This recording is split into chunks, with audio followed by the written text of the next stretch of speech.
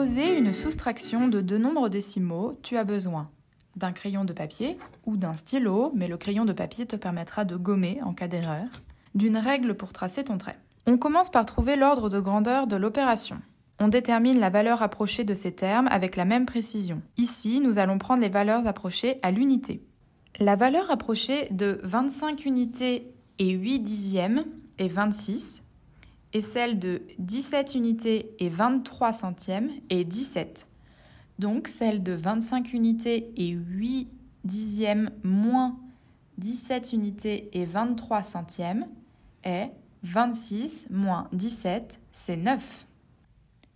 Pour poser l'opération, on commence par aligner les chiffres de même valeur, y compris pour la partie décimale.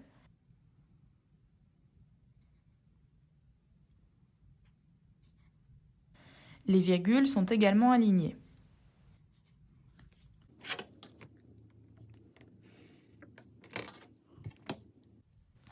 Ici, le chiffre 7, qui correspond à 7 unités, est en dessous du chiffre 5, qui correspond à 5 unités.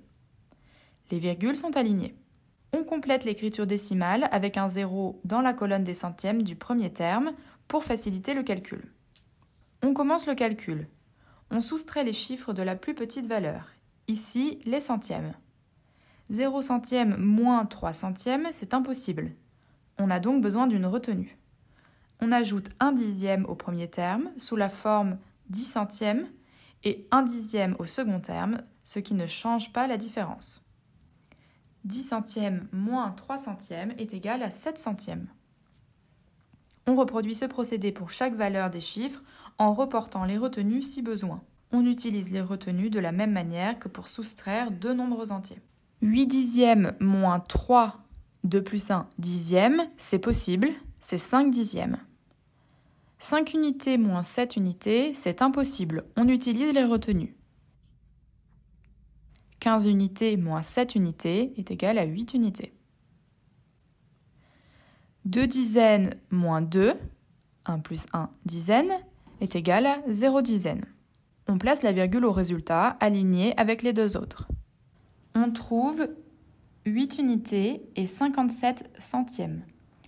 C'est bien proche de l'ordre de grandeur 9. On peut donc conclure 25 unités et 8 dixièmes moins 17 unités et 23 centièmes est égal à 8 unités et 57 centièmes. Voici le pas à pas pour poser une soustraction de deux nombres décimaux. On trouve d'abord l'ordre de grandeur de l'opération.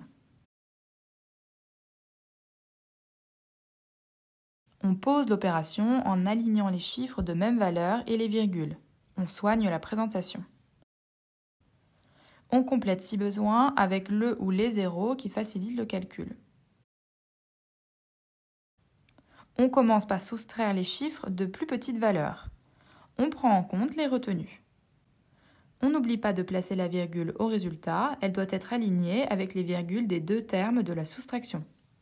On vérifie si le résultat est en cohérence avec l'ordre de grandeur déterminé au début, puis on conclut en écrivant le résultat dans l'opération en ligne.